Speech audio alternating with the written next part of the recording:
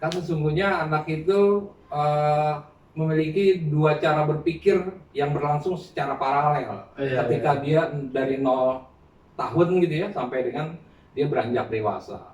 Apa itu cara berpikir paralel itu? Yang satu adalah apa yang disebut dengan cara berpikir yang disebut dengan uh, Iya, pemikiran bawah pemikiran. sadar. Ayo bangun Indonesiaku, Pancasila, Pancasila, Pancasila. Semangat Pancasila, Pancasila, Pancasila. Pancasila, Pancasila, Pancasila. Bismillahirrahmanirrahim. Assalamualaikum warahmatullahi wabarakatuh. Salam Pancasila Progresor dan Visioner. Pada kali ini Komju TV Temu Tokoh berkesempatan ngobrol kembali dengan tanya-tanya dengan Direktur Eksekutif Jaringan Anak Nasional Iya, betul Bang Adit. yang konsen pada hak-hak perlindungan anak serta praktik pengasuh dan pendidikan anak yang meluhurkan langsung saja. Kita sapa, salam Bro Nana. Salam Bro. Salam kembali Bang. Sehat Bang, Sehat Bang, Bang. alhamdulillah. Nah, Mudah-mudahan Bang Adit juga ya. alhamdulillah. Amin. Kali ini saya bersama Bro Nana. PC-nya menarik Bang. Iya, ini peci dari daerah. Daerah ya, alhamdulillah. Pemikirannya selalu revolusioner terkait apapun. Sampai urusan anak. Sampai urusan anak ya Bang, revolusioner ya. Urusan aktivisme, dunia-dunia mahasiswa, dunia-dunia literasi anak pun juga konsen Bang ya. Iya, Alhamdulillah. konsen di anak juga. Menyoroti tulisan Abang nih Bang, yang Iya, terkait tips simple menghadapi si kecil yang bertanya tentang Tuhan. Iya. Dari kecil anak sudah kritis bertanya, Hmm. Tuhan itu seperti apa sih? Hmm. Yang Abang tulis itu kan? Iya, betul. Bahwa bisakah aku melihatnya? Aduh, bahaya tidak sih Bang jika anak itu bertanya tuh sudah ketanya ke Tuhanan Bang, itu apakah bibit-bibit radikalisme akan ada di situ Bang? Iya, anak bertanya adalah suatu hal yang normal ya. Itu kan cara anak untuk mengetahui dunianya. Anak berkembang dengan cara bertanya. Cara bertanya, kemudian juga cara mencoba-coba hal-hal yang memang dia ingin ketahui gitu. Dan sesungguhnya justru yang menjadi persoalan adalah ketika anak justru tidak bertanya gitu loh. Itu kan ketika anak bertanya tentang konsep Tuhan kan sudah pasti didahului gitu ya dengan boleh jadi obrolan-obrolan dengan orang tuanya, dengan pengasuh-pengasuh terdekatnya, bahwasanya misalkan gitu ya orang tuanya mau melaksanakan sholat gitu ya, menghadap Tuhan. Nah, dia masuk ke Tuhan, boleh jadi sebelumnya dia nggak mengenal gitu, nggak mengenal kosakata itu dan juga makna dari kosakata itu, dan seiring itu juga tentunya tidak memiliki sebuah kemampuan untuk mengabstraksikan sebuah konsep tentang hal yang baru dia cerap itu gitu loh. Misalnya tentang Tuhan tadi gitu. Maka dia bertanya. Orang tuanya boleh jadi ketika ditanya apa sih itu Tuhan gitu. Ya kebanyakan orang tua tidak merespon ya. Ya. Kebanyakan masalah di banyak orang tua di masyarakat kita gitu ya, ketika anak kecil itu bertanya tentang apapun juga, maka itu dianggap boleh jadi dianggap sebuah beban gitu. Ya. Ngapain sih nanya-nanya gitu ya, masih kecil kan juga tahu gitu ya. Nah, pola kritis itu kan seperti itu. sebenarnya Bang takut ya ketika orang tuanya salah menyampaikan. Mm-mm. Itu kan bagaimana peran orang tua dalam menyampaikan Bang. Itu pengaruh orang tua kan sangat besar sekali Bang. Iya, betul. Ketika kritis bicara Ah. Tuhan itu seperti apa sih? Tuhan itu apa sih Mak? Kan ya kata itu. Iya. Pengaruh Iya. besar ya Bang? Iya betul, pengaruh besar dan juga tentunya sesuai dengan tahap perkembangan anak ya. Tahap perkembangan anak ketika ya kan sebagaimana ini kita berbicara itu ya, berbicara terkait dengan masalah katakanlah sistem yang berlangsung di dalam otak anak gitu loh. Sebuah sistem berpikir anak gitu loh kan. Kalau bisa saya gambarkan ya, saya coba untuk ketengahkan di sini gitu ya, dan mudah-mudahan juga bermanfaat buat para penonton Komju TV ya. dimanapun juga berada gitu ya. Kan sesungguhnya anak itu eh, memiliki dua cara berpikir yang berlangsung secara paralel. Iya, Ketika dia dari 0 tahun gitu ya sampai dengan dia beranjak dewasa. Apa itu cara berpikir paralel itu? Yang satu adalah apa yang disebut dengan cara berpikir yang disebut dengan pemikiran bawah sadar gitu. Oh, iya. Berarti memang harus disesuaikan sama umur ya Bang ya? Iya betul. Itu ya. Harus disesuaikan dengan umur anak tersebut, dan karena terbatasnya pemahaman dan juga cara anak untuk mengabstraksikan sebuah konsep yang baru didengarnya dan ketersediaan data-data informasi itu juga kan masih terbatas anak itu.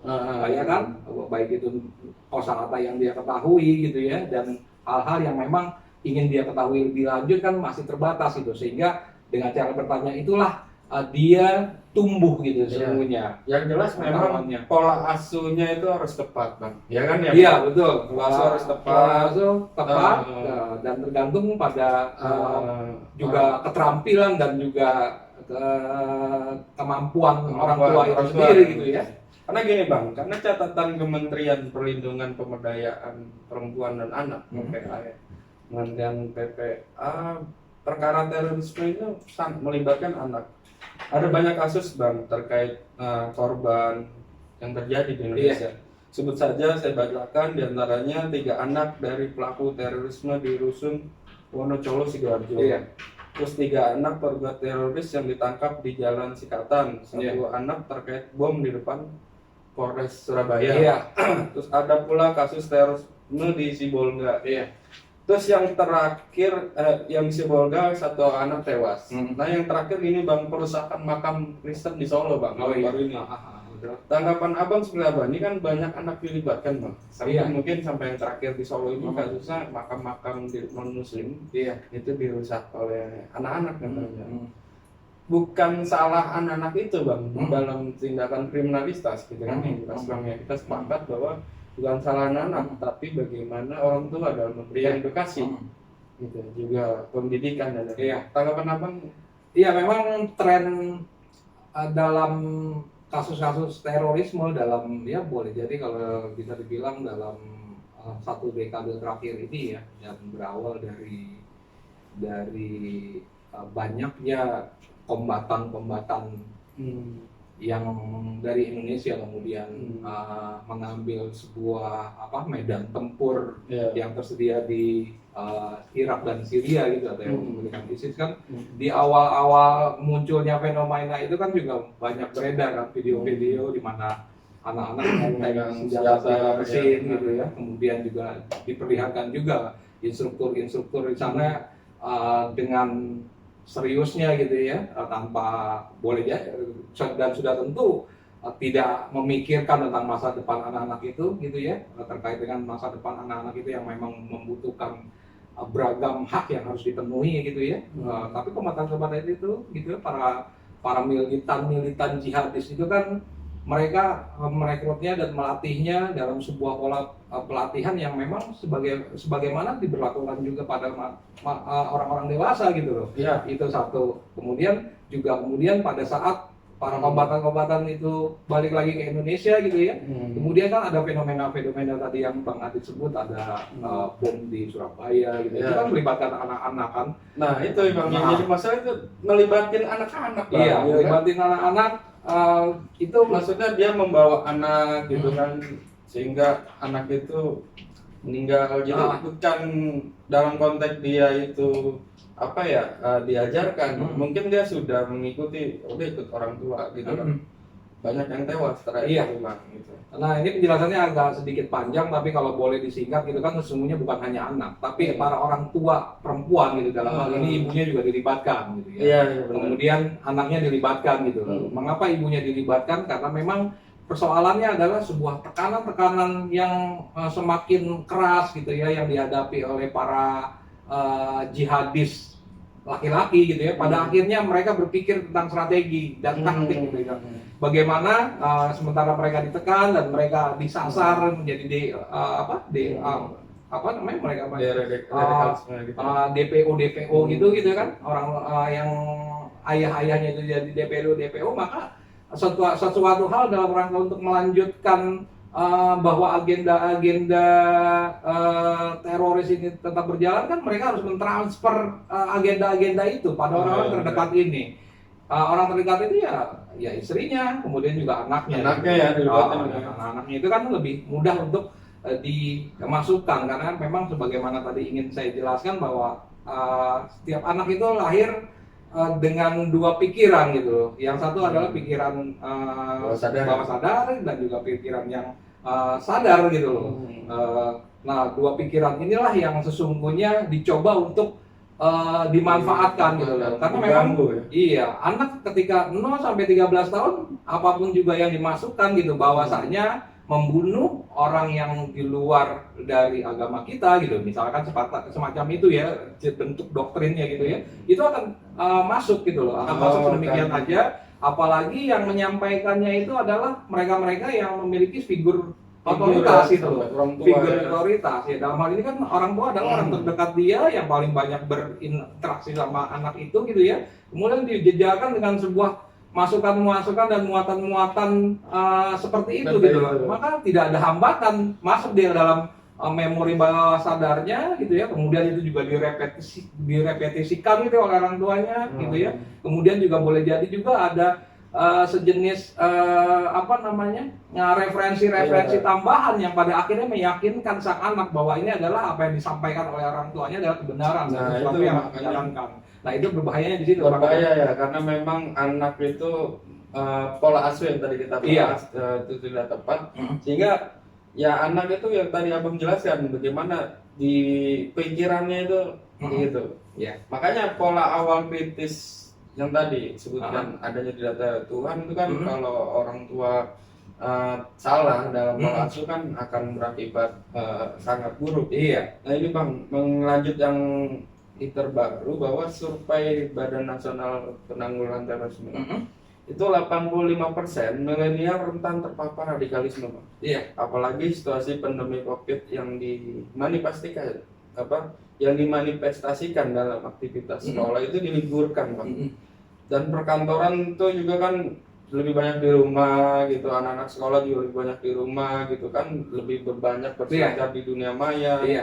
Iya, kita tidak bisa melarang ya Bang ya, melaksanakan melihat internet dan membaca-baca, browsing dan yang lain itu kan udah undang mereka. Tapi bagaimana memberi edukasi yang baik, gitu. Bagaimana menggunakan medsos yang baik dan juga mencari-cari informasi dan referensi yang baik. Nah, Abang juga pernah di RRI kemarin menjelaskan pola tatap muka ya Bang di RRI kemarin. Nah, ini menurut Abang gimana Bang? Efektif nggak sih sebagai pantauan orang tua itu ketika di rumah dan berselancar di medsos? Ya, kan kemarin saya di TVRI berbicara tentang problem-problem yang muncul ketika PJJ diberlakukan gitu. Pembelajaran online diberlakukan secara nasional meskipun sejak bulan Januari yang lalu gitu ya, Januari dan Februari yang lalu sudah mulai di beberapa daerah sudah mulai dibuka juga gitu loh, pembelajaran tatap muka. Dan kemudian ada sebuah SKB, surat keputusan bersama 4 menteri gitu ya, dalam hal ini di mana Menteri Nadiem Makarim itu menghendaki bahwasannya bulan Juli ini kan anak-anak libur nih habis bagi rapot ya, bagi rapot minggu yang lalu gitu ya, kemudian juga mereka akan masuk kembali tanggal 12. Nah itu menghendaki Kemendikbud itu menghendaki bahwasannya nanti anak-anak masuk gitu loh, pembelajaran tatap muka, meskipun juga tentunya ada daftar periksa di mana daerah-daerah yang memang itu dianggap bahwa masih tinggi kasus COVID-nya, maka daerah-daerah tersebut bisa memberikan sebuah rekomendasi keputusan itu kepada kepada kepala daerahnya gitu loh. Tapi dorongannya tentunya dari Kemendikbud itu pengennya dibuka gitu. Kalau misalnya gubernurnya itu tidak menghendaki adanya pembelajaran tatap muka terlebih dahulu karena cukup membahayakan anak-anak gitu ya, bisa jadi memang anak-anak pada akhirnya belajar online gitu. Padahal memang belajar online juga kan agak membahayakan karena di rumah Bang. Kalau di sekolah kan lebih terkontrol. Iya. Sekolah terus pulang ke rumah dia lebih kontrol. Tapi ketika di rumah dia berselancar dengan media sosial, mencari-cari informasi itu kan. Iya. Makanya survei BNPT terkait 80% milenial gampang terserang radikalisme karena sumber informasi kan lebih gampang didapat. Nah, informasi apapun Bang, mungkin yang terkait radikalisme juga lebih Iya betul. lebih gampang gitu. Iya. Karena ya pola kita kan pola algoritma yang dia mencari tahu ya kan sehingga ditampilkan terus. Iya. Nah, bagaimana pengawasan orang tua itu Bang? Iya, peluang itu memang ada pada akhirnya anak-anak terpapar gitu ya terhadap sesuatu yang boleh jadi dia tidak memahami tentang baik dan buruknya, tapi dia konsumsi sedemikian rupa, kemudian dia masuk dalam sistem bawah sadarnya, kemudian dan itu dia ulangi kegemaran itu tiap hari ya bukan hal yang mustahil, maka dia terinstalah paham-paham jihadis pada anak itu gitu loh, keinginan-keinginan untuk melakukan sebuah aksi-aksi yang di luar dari apa yang kita kehendaki bersama gitu loh, aksi-aksi teror. Yang Boleh jelas jadi memang kemungkinan bagaimana ada. pengawasan orang tua menurut Nah, itu Abang dia. sebagai direktur eksekutif Jaranan? Iya, masing-masing orang tua pada akhirnya juga memiliki sebuah tanggung jawab yang besar ya, bagaimana pada tahap pondasi awal gitu ya anak-anak diberikan tentang bagaimana cara berinternet yang sehat, kemudian juga sebuah strategi gitu ya, strategi berinternet yang memang dimiliki oleh masing-masing keluarga. Kan sebenarnya situs-situs tertentu itu kan bisa diblok ya ketika anak itu kita berikan handphone kan itu boleh kita bisa mengkunci kan beberapa situs, tapi kan keterampilan yang semacam ini kan tidak banyak orang tua yang mengetahuinya gitu untuk mengasih anak-anak itu bisa kita kunci dari akses-akses terhadap misalnya porno gitu ya, atau akses-akses terhadap tayangan-tayangan kekerasan gitu ya, itu kan sebenarnya bisa dikunci. Nah, keterampilan yang semacam ini kan memang sesungguhnya yang harus dipahami oleh banyak orang tua. Ya, sebenarnya orang tua juga harus lebih paham banget dunia teknologi sekarang. Iya, betul. Karena memang milenial itu lebih tahu ya Bang ya, lebih tahu dibanding orang tua saat ini. Nah, hasil survei tahun 2019 menemukan konten pendidikan kebinekaan ini skor terendah sekali nih Bang. Iya, dibanding dimensi lain. Saya ingin minta dukungan nih dari Abang, Direktur Eksekutif Jaringan Anak Nasional, karena untuk bagaimana Pancasila dan Bhinneka Tunggal Ika masuk dalam kurikulum pendidikan nasional. Memang sejauh ini gimana? Kalau boleh bertanya saya. Dan juga pemerintah dan para guru-guru juga, karena sejauh ini kelihatan Pancasila sudah di statement DPR dan juga Kementerian Pendidikan akan masuk kurikulum, dan kita mendorong juga Bhinneka Tunggal Ika juga masuk dalam kurikulum pendidikan.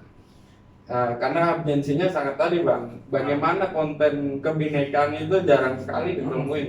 Bagaimana kita mau belajarin anak-anak untuk lebih mengerti dalam kebinekaan, menangkal isu-isu radikalisme, sedangkan konten-kontennya itu susah ditemuin.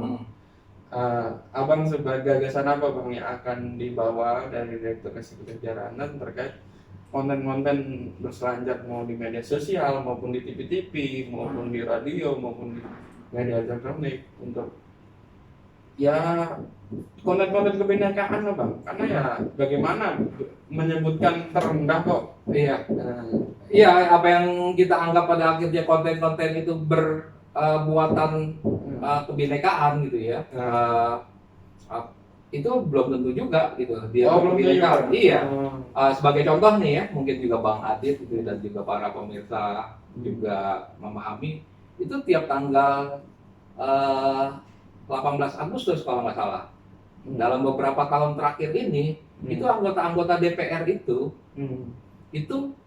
melakukan sebuah parade menggunakan baju-baju adat. Oh iya. Kalau pada ini ya, kalau pada mengingat tentang katakanlah konvensi. Tapi emang hanya itu bang, hanya baju kan enggak bang? Yang kita bicarakan konten. Iya, tapi kan dalam setiap pemberitaan selalu digambarkan ini adalah kebinekaan kita kan seperti itu kan? Ya, Tapi tidak seperti ada itu. kostum bang. Makanya tadi saya mengatakan bahwasanya apa yang selama ini kita bayangkan sebagai kebinekaan boleh jadi substansinya bukan kebinekaan gitu, ya kan? Tapi apa yang terjadi? Masyarakat adat sekarang di mana-mana sekarang sedang berjuang melawan represivitas dari aparat gitu loh. Ada ada penghancuran ruang hidup gitu ya. Kemudian masyarakat adat itu juga tersingkirkan gitu karena memang ada sebuah ekspansi kapital gitu ya. Tapi pada setiap tanggal 18 Agustusnya baju-baju mereka dipakai gitu loh. Iya. Nah, itu yang saya maksud dengan bahwasannya persoalan kebinekaan adalah persoalan kita bersama gitu ya. Dan ketika sebuah istilah bahwasannya mata pelajaran kebinekaan itu hendak dimasukkan sebagai sebuah materi yang semacam apa gitu loh kan, ini maksudnya bahwasannya secara prinsip gitu ya, secara prinsip itu kita setuju, tinggal persoalannya adalah yang bagaimana gitu loh.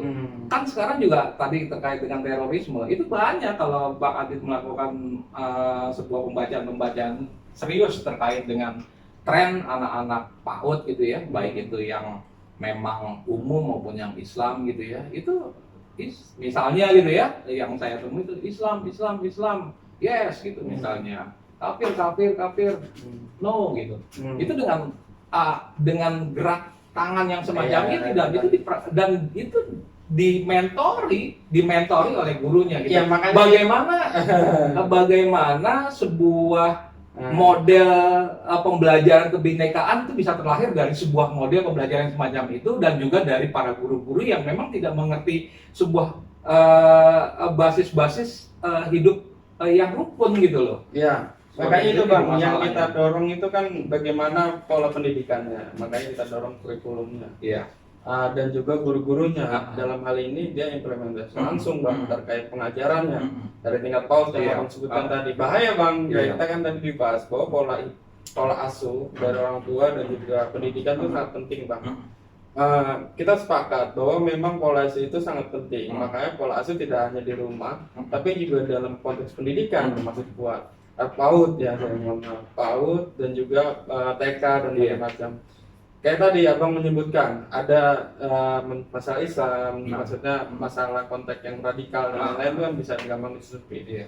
Tapi bagaimana pola pengajaran yang bagaimana bisa menyentuh dalam nilai-nilai kebinekaan. Maksud saya tidak hanya kostum juga sih bang, tapi nilai-nilai yang bagaimana mengajarkan prinsip gotong royong, prinsip kebersamaan, prinsip bagaimana saling menghargai satu sama lain, itu yang lebih utama gitu ya. Tidak lagi saling unggul. Ini bang, karena ini waktunya sebenarnya kita sebenarnya mau panjang bang. Iya. Mungkin di segmen lain bang. Oke. Closing penutup bang ya, kenakalan anak bukan tindakan kriminal karena anak sebagai korban edukasi. Iya, sepakat. Dan pengasuh yang kurang tepat. Sudah saatnya pemerintah fokus terkait pendidikan kurikulum Pancasila dan Bhinneka Tunggal Ika dari tingkat PAUD sampai perguruan tinggi. Maka dari itu Komite Juang hari ini kita selalu mengupayakan untuk bagaimana pemerintah ini fokus untuk kurikulum Pancasila dan Bhinneka Tunggal Ika masuk dalam sistem pendidikan dan sistem pengajaran.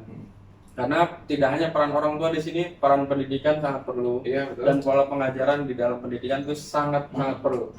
Makanya sebagai kita juga tidak mau kalah dengan yang lain ya. Komite Juang memegang prinsip Pancasila progresif revolusioner. Selalu revolusioner ya bang ya? Selalu revolusioner. Bro.